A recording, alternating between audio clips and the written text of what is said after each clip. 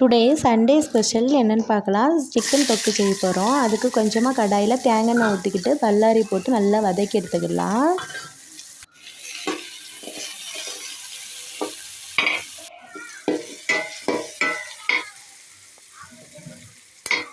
ஒரு தக்காளியை கட் பண்ணி சேர்த்து நல்லா வதக்கிக்கிடலாம்.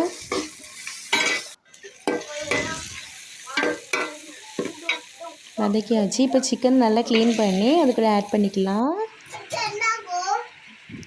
கொஞ்சமாக மஞ்சள்தூள் போட்டுக்கலாம். போட்டு நல்லா கிளறி விட்டுக்கலாம்.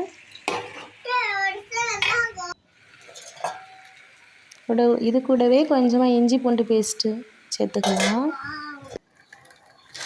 கொஞ்சமாக சால்ட்டு போட்டு கிளறி விட்டு தேவைக்கு வாட்டர் ஊற்றி வேக வச்சுக்கலாம்.